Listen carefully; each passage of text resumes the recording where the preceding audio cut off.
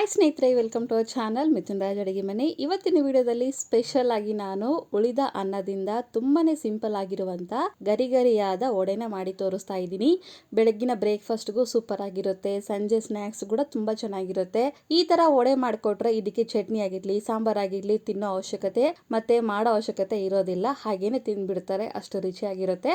ಮಾಡೋದು ಕೂಡ ತುಂಬಾನೇ ಸಿಂಪಲ್ ಪ್ರಾಸೆಸ್. 10ರಿಂದ 15 ನಿಮಿಷ ಒಳಗಡೆನೆ ಈ ಒಂದು ವಡೆನ ಆರಾಮಾಗಿ ಮಾಡ್ಕೋಬಹುದು. ತಡ ಮಾಡದೆ ವಿಡಿಯೋ ಸ್ಟಾರ್ಟ್ ಮಾಡೋಣ. ಮೊದಲನೇದಾಗಿ ಮಿಕ್ಸಿ ಜಾರಲ್ಲಿ ಯಾವ್ದಾದ್ರು ಒಂದು ಕಪ್ಪಿನ ಅಳತೆಯಲ್ಲಿ 1 ಕಪ್ಪಿನಷ್ಟು ಅನ್ನ ಹಾಕ್ತಿದ್ದೀನಿ. ನೀವು ನಿನ್ನೆ ಉಳಿದಿರುವಂತ ಅನ್ನನಾದ್ರೂ ಹಾಕೊಳ್ಳಿ, ಇಲ್ಲ ಫ್ರೆಶ್ ಆಗಿ ಈಗ ತಾನೇ ಮಾಡಿರುವಂತ ಅನ್ನನಾದ್ರೂ ಹಾಕೊಳ್ಳಿ. ಮಿಕ್ಸಿ ಜಾರಿಗೆ ಹಾಕೊಂಡಿದ್ದೀನಿ 1 ಕಪ್ಪಿನಷ್ಟು ಅನ್ನನ. ನಂತರ ಅದೇ ಮಿಕ್ಸಿ ಜಾರಲ್ಲಿ ಅದೇ ಕಪ್ಪಿನ ಅಳತೆಯಲ್ಲಿ 1 ಕಪ್ಪಿನಷ್ಟು ಸಣ್ಣ ರವೆ, ಅಂದ್ರೆ ಬಾಂಬೆ ರವೆ ಅಂತ ಕರೀತಾರೆ ನೋಡಿ, ರವೆ ಉಂಡೆ ಮಾಡ್ಬೇಕಾದ್ರೆ ಯೂಸ್ ಮಾಡ್ತಾರಲ್ಲ ಆ ರವೆನ ಹಾಕೊಳ್ಳಿ. ಅದೇ ಕಪ್ಪಿನ ಅಳತೆಯಲ್ಲಿ ಅರ್ಧ ಕಪ್ಪಿನಷ್ಟು ಮೊಸರು ಹಾಕ್ತಿದ್ದೀನಿ. ಫ್ರೆಶ್ ಆಗಿರುವಂತ ಮೊಸರು ಆದ್ರೆ ಚೆನ್ನಾಗಿರುತ್ತೆ.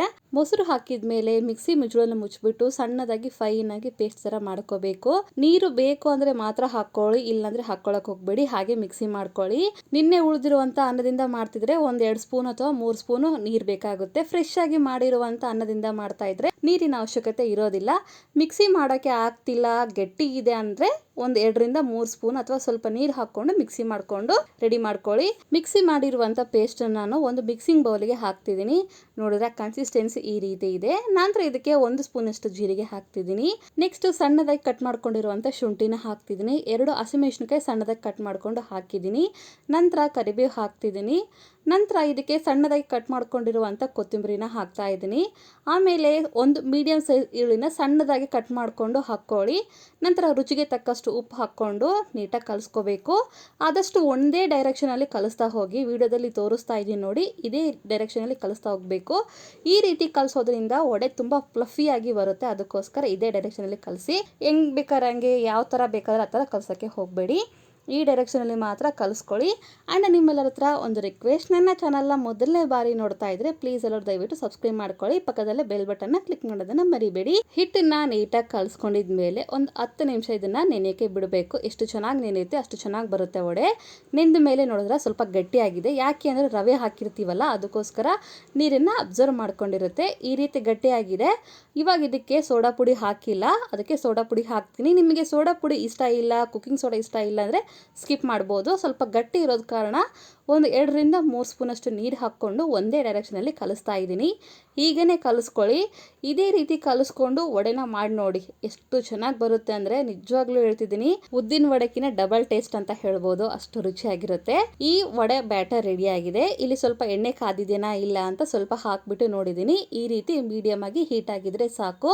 ನಂತರ ಯಾವ್ದಾದ್ರು ಬೌಲಲ್ಲಿ ಸ್ವಲ್ಪ ನೀರು ತಗೊಳ್ಳಿ. ನಾನಿಲ್ಲಿ ಸ್ಟ್ರೈನರ್ ಸಹಾಯದಿಂದ ಈಸಿಯಾಗಿ ವಡೆನ ಯಾವ ತರ ಮಾಡ್ಬೇಕಂತ ತೋರಿಸ್ಕೊಡ್ತೀನಿ. ಸ್ಟ್ರೈನರ್ ಹಿಂದ್ಗಡೆ ಸ್ವಲ್ಪ ತೇವಾಂಶ ಮಾಡ್ಕೊಂಡು ಈ ರೀತಿ ಹಿಟ್ಟನ್ನ ತಗೊಂಡು ಅದ್ರ ಮೇಲೆ ಇಟ್ಟು ಸ್ವಲ್ಪ ಪ್ರೆಸ್ ಮಾಡ್ಕೊತಾ ಹೋಗ್ತೀನಿ. ನಿಜವಾಗ್ಲೂ ಈ ಒಂದು ಪ್ರಾಸೆಸ್ ತುಂಬಾನೇ ಸಿಂಪಲ್ ಅಂತ ಹೇಳ್ಬೋದು. ನೀರನ್ನ ಸ್ವಲ್ಪ ಡಿಪ್ ಮಾಡ್ಕೊಂಡು ಎಲ್ಲ ಕರೆಕ್ಟಾಗಿ ಶೇಪ್ ಮಾಡ್ಕೊಳ್ಳಿ. ಇನ್ನೊಂದ್ಸರಿ ಡಿಪ್ ಮಾಡ್ಕೊಂಡು ಮಧ್ಯದಲ್ಲಿ ಹೋಲ್ ಮಾಡಿದ್ರೆ ವಡೆ ರೆಡಿನೇ ಆಗೋಗುತ್ತೆ. ಎಷ್ಟು ಸಿಂಪಲ್ ಪ್ರಾಸೆಸ್ ಅಲ್ಲ.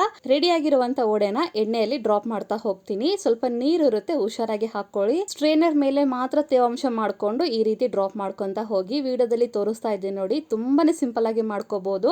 ಎಣ್ಣೆಯಲ್ಲಿ ವಡೆನ ಹಾಕಿದ್ಮೇಲೆ 1 ನಿಮಿಷ ಬಿಟ್ಟು ಆಮೇಲೆ ನೋಡಿ ತನ್ನಷ್ಟಕ್ಕೆ ತಾನೇ ಮೇಲೆ ತೇಲುತ್ತೆ. ಅವಾಗ ಮಾತ್ರ ನಾವು ಇನ್ನೊಂದ್ ಕಡೆ ಟರ್ನ್ ಮಾಡ್ಕೋಬೇಕು. ಮೀಡಿಯಂ ಫ್ಲೇಮ್ ಅಲ್ಲಿ ಇಟ್ಕೊಂಡೆ ಗೋಲ್ಡನ್ ಕಲರ್ ಬರೋವರೆಗೂ ಫ್ರೈ ಮಾಡ್ಕೋಬೇಕು.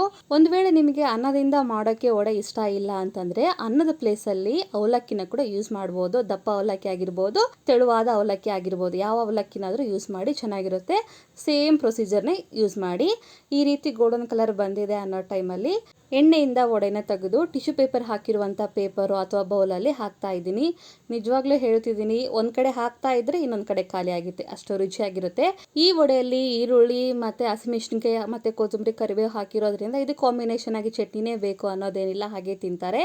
ನಾನು ಒಂದು ಬ್ಯಾಚ್ ಹಾಕಿದ್ಮೇಲೆ ಇನ್ನೊಂದು ಬ್ಯಾಚಲ್ಲಿ ಅದೇ ಪ್ರಾಸೆಸ್ನ ರಿಪೀಟ್ ಮಾಡ್ತಿದ್ದೀನಿ. ಸ್ಟ್ರೈನರ್ ಹಿಂದ್ಗಡೆ ಸ್ವಲ್ಪ ತೇವಾಂಶ ಮಾಡಿಕೊಂಡು ವಡೆ ಶೇಪಲ್ಲಿ ಮಾಡಿಕೊಂಡು ಹಾಕ್ತಾ ಇದ್ದೀನಿ ಎಣ್ಣೆಯಲ್ಲಿ.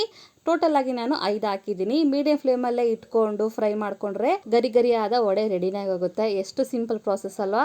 ರಾತ್ರಿ ಮಾಡಿದಂಥ ಅನ್ನ ಬೆಳಿಗ್ಗೆ ಉಳಿದ್ರೆ ನಾವು ಕಾಮನ್ ಆಗಿ ಏನು ಮಾಡ್ತೀವಿ, ಚಿತ್ರಾನ್ನ, ಪುಳಿಯೋಗರೆ, ಇನ್ನು ಯಾವುದಾದ್ರೂ ಒಂದು ರೈಸ್ ಮಾಡ್ತಾನೆ ಇರ್ತೀವಿ.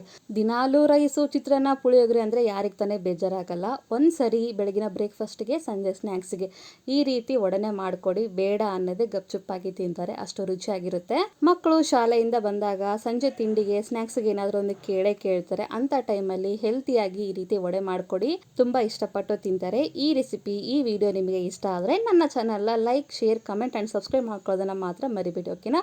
ಮುಂದಿನ ವಿಡಿಯೋದಲ್ಲಿ ಮತ್ತೆ ಸಿಗ್ತೀನಿ. ಎಲ್ಲರಿಗೂ ಟೇಕ್ ಕೇರ್. ಬಾಯ್.